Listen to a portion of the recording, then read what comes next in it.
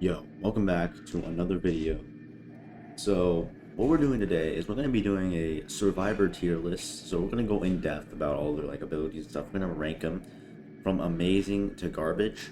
Now, I don't think any survivor is technically garbage, but there are some pretty bad ones.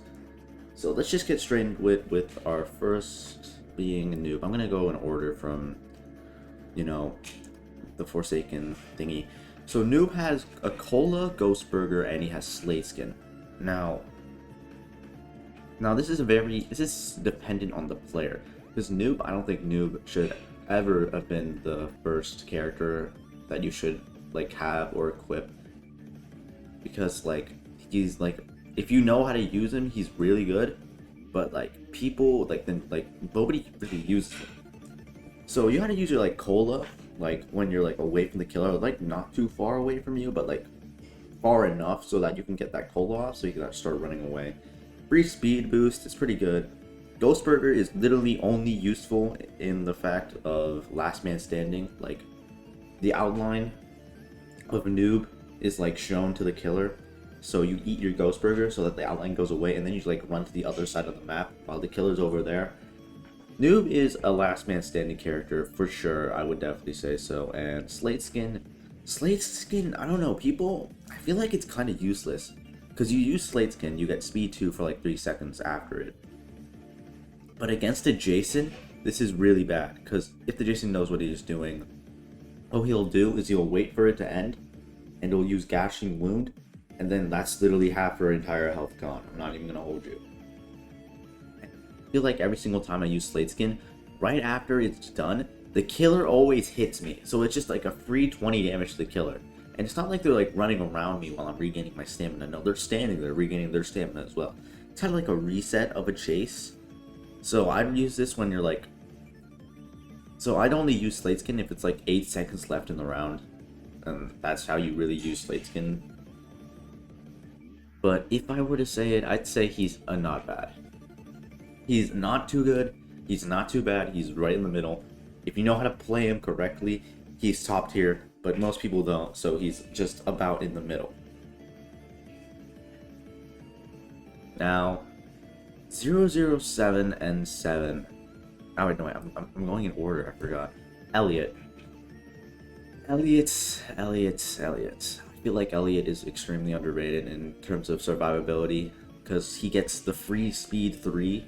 Speed 3 is I think it's the highest speed in the game you can get, except for 1x's slashing of the clones, but speed 3 on a survivor is really good. And all you have to do is throw down a pizza. You can heal your teammates, but the biggest downside is that you have 80 HP. Now, if you know the fundamentals of dodging and running away good and positioning, Elliot could be really good. In Last Man Standing, if you save your pizza, I forgot what it was called, rush hour, to the last 10 seconds or last 15 seconds, you basically win that round. Because if you get your stamina up, if your stamina is above 50, you book it, then you're probably gonna win that. Elliot's really good paired up with colas and med kits, because he needs to heal himself as well. I'm not gonna lie, I'd say Elliot's pretty solid. The biggest downside to Elliot is his 80 HP, obviously, and his the fact that he's a support, which means he'll probably get targeted more. And also the fact that it's kind of hard to aim his pizza. I'm not going to hold you, so I'd say he's solid. Pretty good. Next up on the list, Shedletsky. He has a stun, he has 2 heals, and the stun is a little bit hard to hit, but not too hard to hit, to the fact where it's you can barely ever hit it. Not going to lie, if you know how to use Shedletsky, he's S tier, or amazing tier. This is the best survivor in the game, in my opinion, due to the fact that he has basically everything. You get a Cola, you got the speed, you get the stun, you get to stun the killer, you get to run away. He doesn't have less health, he has 100 health, which is good. And everything about Shedletsky right here, he's just top tier, not gonna lie. What was it, 2-time? 2-time rework. Now, I think this is the old 2-time picture, but it doesn't matter. But, new 2-time. He gets a crouch, he gets to hit the killer and he gets to spawn to some random place out in the middle of nowhere. He puts his ritual down. But he needs 4 hits or 2 backstabs. Now the stun is really good on him. He probably has one of the best stuns. Considering that fact that you can like crouch and then use the stun to go like shoot forward, it's also pretty good. Like you don't have to stay crouched. You can just hit both of them at the same time, and you'll do a fast. You'll do the dash hit. You hit your backstabs. They do a pretty good stun time. You get half of the thingy back, half of the like bar for like your ritual. So I'm not gonna lie. But I feel like every single time I play against a 2-time, they always die, like, first or, like, in the middle. They don't really ever get to last man standing, but if you know how to use 2-time correctly... the 80 HP and the fact that you need 4 hits or 2 backstabs is kinda... I don't know, I would put him in amazing, but I think he's top of solid. He's really good now. I think he's fine how he is. Release 2-time was killing cool kids, bro. If you were a cool kid while playing on release, hey, props to you, props to you. Who was in next? I think it was Guest. He has block, a punch, and he gets a dash, like a charge dash. Now dash, never use dash to get away unless it's like 5 seconds from the round, because that just gives you slowness. But if you are going to use dash, make sure you don't hit a wall, because it will give you 12 seconds of slowness. Of slowness too, by the way, but just like make sure you like hit the air, don't hit the wall. You can hit the killer off ledges. You can block and punch. See, a lot of people say Guest is like a really bad sentinel, and I can understand the vision. The killer is really good. They'll bait the hell out of you for using your block, and then you'll get like exposed. Like if it's 1x, the entanglement into mass infection, then like 70 HP, 80 HP of yours is gone. The 15 extra HP is really good. And his block is extreme. It's kind of hard to hit a little, I'm not gonna lie. The punch, like the whole punch and parry thing, parrying usually hits, but sometimes you miss and then you're like, oh, what was the point of doing that? You can keep your punch, but the stun time is a lot shorter. Not gonna lie, I might put him top of not bad. He's just so extremely like skilled, and like there's so much like prediction going into Guest. His best move, I would definitely say, is his dash, because like if you run up if you know the castle map with like the big castle and like the little rock formation, if you go up like the ledge up into the castle and you like smack him down, that's like the best thing that Guest can do, like hands down, because it gives you a lot more time to like get away, and also the fact you can like recharge your stamina when they're trying to run up the ramp. Protecting your teammates is also pretty nice, but I feel like the dodge, block, parry is just like there's a lot of work going into getting that punch, like prediction, having the chance of dying. Now, Guest, if I were putting him in a fun tier list, definitely amazing. He's one of the most fun survivors in the game, but off practicality, he isn't as good as people say he is. I'd say he's like top of not bad. He's not like bad or garbage, but he's okay. He's okay at best. Who is it? Is it Build Man? No, it's 007 and 7. 007 and 7. Bad. I'm gonna explain this one just so you can know.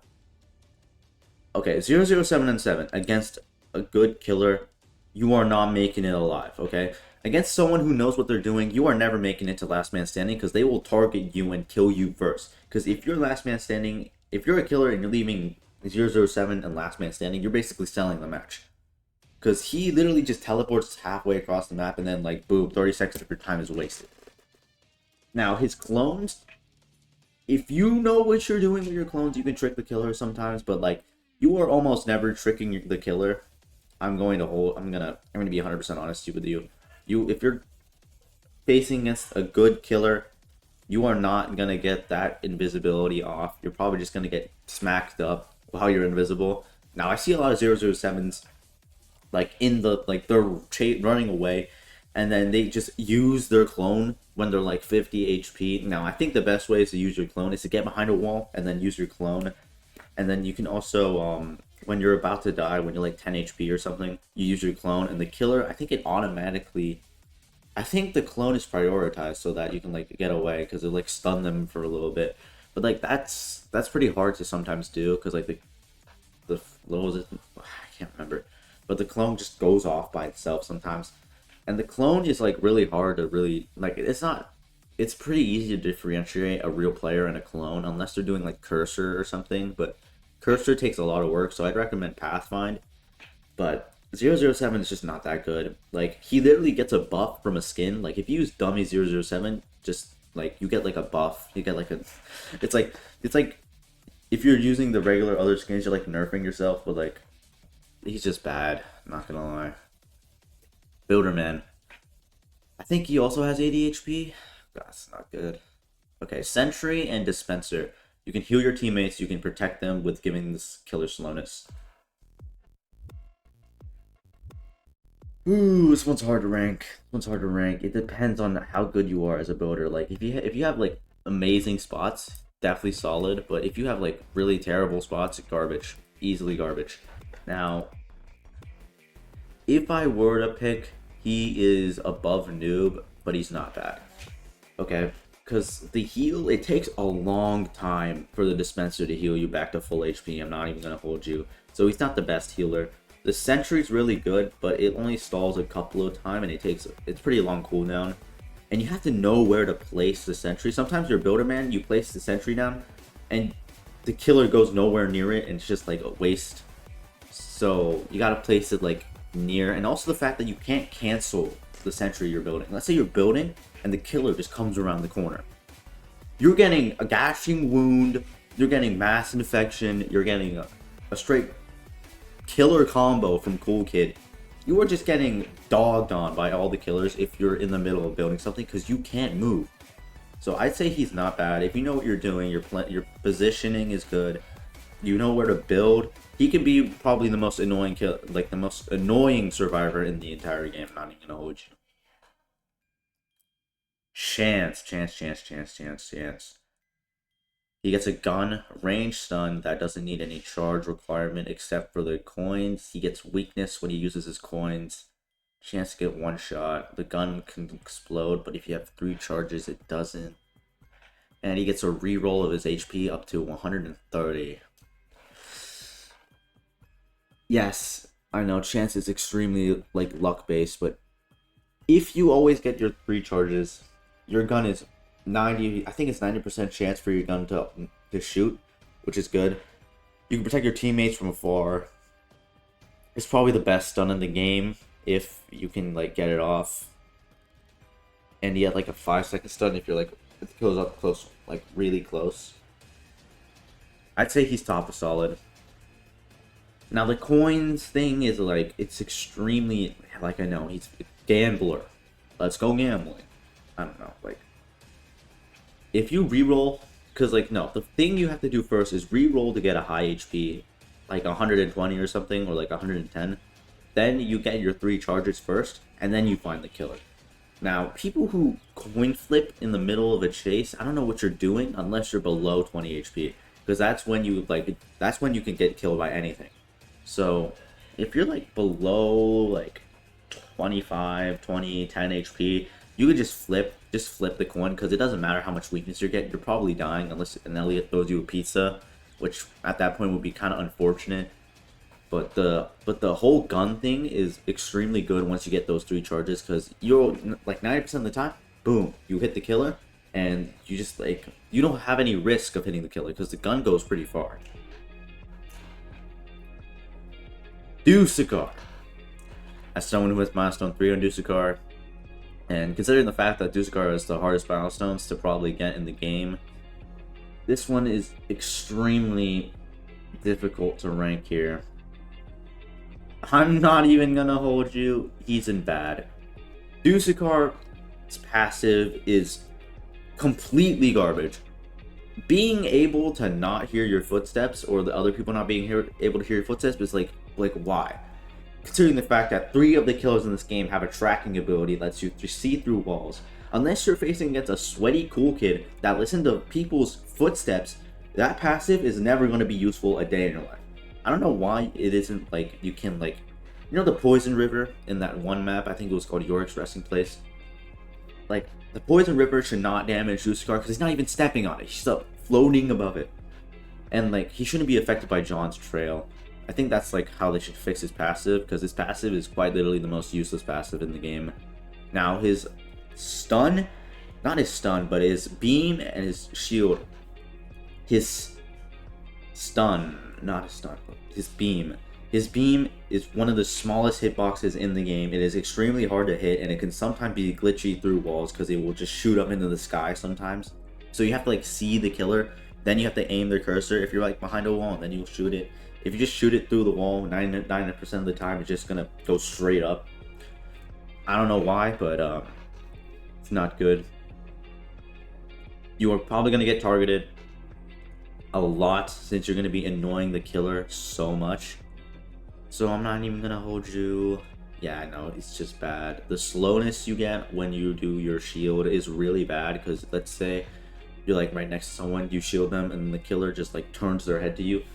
You like, when you break the shield, you are so slow. You are so slow. You like walk at like a snail's pace, and if you run, it will still take your stamina, and they will just run up to you, boom, gashing wound, boom, like mass infection. You're just cooked at that point, and it's an 8-second slowness, so you have to be far away to use your spawn protection. And I feel like you can never really do generators as Dusicar, because you'll basically be selling your team by not helping the people that are dying. And also the fact that you get like a little bit, like, you also get slowed down when you use your beam. I feel like that I don't know, how long does the slowness 2 last in Dusicar? It lasts like 4 seconds. So it's not even that good of a trade-off. I'm not even gonna hold you. So Dusicar is definitely like bad. Actually, he might be garbage tier. Yeah. Now, Dusicar is the worst survivor in the game. I don't even know why I even use him. I think it just feels good when you protect a survivor. Like, if you hit the killer while they're chasing someone, ooh, dopamine just goes crazy. But now we got Taff. I feel like the new releases have been pretty bad, because Taff is not that good either. I'd say he's bad. Now, if you know what you're doing with Taff, putting your traps everywhere, it could be annoying to deal with. But you can literally just hit the trap, and then you're good. Like, you could hit the subspace trip mine, and it'll just make it less. Like, if you like leave the subspace trip mine there and you get hit, you can't do anything. But if you hit it, then you can just have all your abilities. All you get is like a little bit of a purple screen. Like, what? Taff is just like, he's not good at all. He is just not good. Now, I'd say he's better than Dusicar, because you'll probably get less targeted than Dusicar. And the fact that you're not as slow. I don't know why Taffs do this, but when I'm chasing them as a killer, they just sometimes just turn around and then throw their subspace, which is like instant death at that point, because why are you doing that? Now with Taff, you have to like sit in one place, so you can't really do generators as well, and you have to like set up all your traps and stuff, but it's like, it's not even that useful. I think his best thing is like his tripwire. If you know the best places, then you can probably protect your teammates a little bit, but still, you have to get around. There's so much prep time in doing it that like, it's gonna be like half, like the entire round's gonna be you doing traps, and then like 20 seconds left, like one trap goes off and that's it. So I'd say that Taff is probably like bottom tier. He's definitely worse than 007 and 7. Alright, so I think that is my my list here. Worst survivor in the game is unsurprisingly Dusicar. Best is probably Shedletsky, I won't lie. And everything else in between is like alright, I guess. It's not the best, not the worst. So I think this is like a pretty good list. I think that everything here is correct. It goes in order, like Chance, 2-time, then Elliot. So if you're looking for a survivor to like survive more with, or to get like better with, I think Shedletsky's gonna be your best option. Now I know his stun is pretty hard to hit, but if you know when to use it, you'll be like unkillable. So I think that's it for today. Like and subscribe for more content, and I'll see you later.